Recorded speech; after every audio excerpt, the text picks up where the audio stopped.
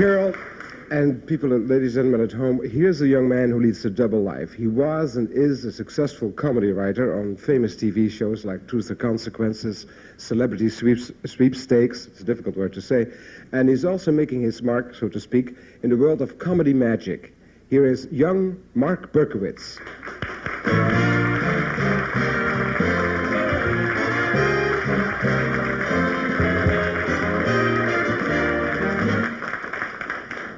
Good group here. All magicians are trying mind-reading kind of tricks right now, and I'd like to try one this evening. We've never met, have we, Bob? Yeah. It's not your name, is it?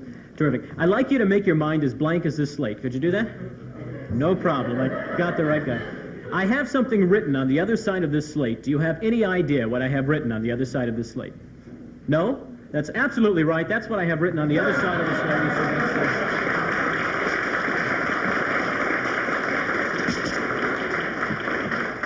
Don't tell anybody how you did that, all right?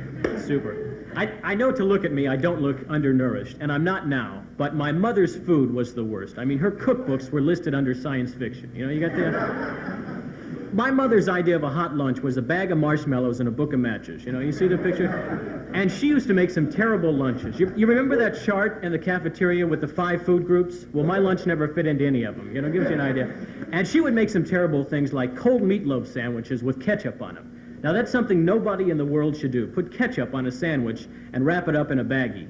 When you open it up 2 hours later, it always looks like gauze, you know, something right out of MASH. It's a disgusting thing. And kids used to carry lunch boxes with pictures of their favorite TV shows. Like when I was going to school, it was Father Knows Best, Superman. Mine had Ed Sullivan, you know. You would open it up, it would say, now right here, a pickle. You know, it was very strange. And actually, I didn't get to carry a lunchbox in the beginning. My parents made me carry one of those brown paper bags, you know, with the grease on the side. And the reason for this, according to my parents, was because the lifespan of a thermos bottle in one of those lunchboxes was approximately 2 days, you know, because the kids would drop them, and then the glass would break, and it was a mess. And I finally talked my parents into getting me a lunchbox, and they never worked anyway. I had a thermos that kept everything lukewarm, you know. And it would bother me because a kid next to me would take the top off and steam would be coming out, you know. It would only happen to me with orange juice. It was really a strange thing. And airplane food is bad. Planes are scary enough without having to worry about the food. I think planes work because people believe in them. And they tell you they're patterned after birds, but who's ever seen a 40-ton bird with a piano bar, you know? It's really kind of... And now they have the deli in the sky, and it's really authentic. You have to take a number. And very strange. And supermarkets, they bother me more than anything. It starts when you walk in with the shopping carts. I can never get those things apart, you know. The two I pick are always welded together. And I know when I go to separate them, Alan Funt from Candid Camera is going to be there. And the thing I hate most is the line that says 10 items or less. Now, I find that funny. If you have 2 items, there's always a guy with 1 who wants to go ahead because he's in a hurry, you know. And I'm the only guy in the world who counts his items, you know.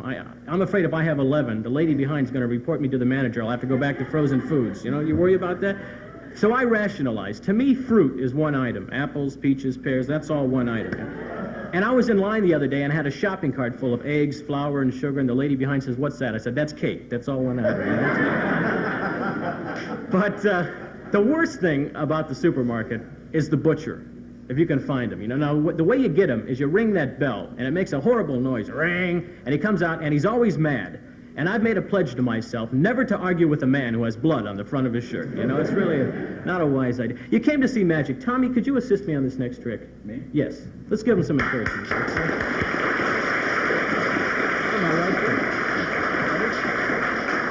What would you like me to do? We're going to try a card trick with you, all right? All right. Deck of cards. What I would like you to do, now usually when a magician starts off with a card trick, he fans out the card and does beautiful things like that. Mm-hmm. I don't do that kind of act, you can tell. I'd like you to give me a number out loud from 1 to 10. Any number? Any number. 8. That's 1, 2, 3, 4, 5, 6, 7, 8. That looks very easy, don't you think, Tommy? That was very easy. Do you like that? Are you a magician? No, no. Terrific. Take the cards. Your number was? 8. Count 8 cards out loud into my hand so 1, everybody can see. 2, 3, 4, 5, 6, 7, 8. Been watching Sesame Street, right? Yes. Your number was 8. That's the 8th card. Take it and look at it. Show it around. Make sure some people get to see it. Don't forget it. When you're done with the card, place it back into the deck anywhere that you'd like.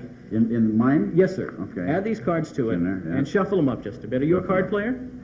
Well, I play a little bridge now and then. Yes. You can always tell a bridge player. Not much, but you can always tell. Okay, now the first part of the trick isn't real exciting, but it builds, all right? Now concentrate on your card. It's like the whole act, right? The card you selected is the color of a cherry, correct? Wrong. Black cherry. That's black. Okay, black cherry, right.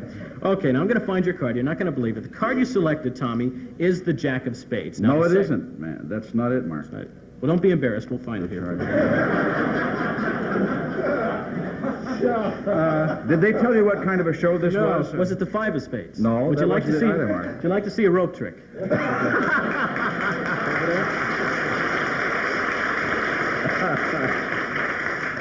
I have one card. It's larger. It matches the backs here. So we're gonna. I tell you what I'd like you to do. Before I can turn it around, I must ask you to cut your card in half. In other words, if you selected the 4 of diamonds, your card is now the 2 of diamonds. Or if he selected the 10 of hearts, his card is now the 5 of hearts. Okay? Cutting your card in half. Shout it out loud. I will turn this around. It will match, and thunderous applause will come forward for both of us. Okay? What was your card cut in half? The 3.5 of clubs. No, you don't understand, Tommy. A lot of guys out here. I got to pick. All right, 1, 2, 3. Now, let's be serious. Now, you selected a card out of that deck. Now, if it was the 4 of hearts, it's the 2 of hearts, or if it was the 10 of diamonds, that was a funny joke. Right. Now, let's be serious this time. This is my prediction. Cut your card in half. I will turn this around. You will not believe the response. What was your card seriously this time, Tommy? The Cut. 3.5 of clubs. Well, you see, that's the one I'm holding here. You see. The 3.5 of clubs. Thank you very much. Very good.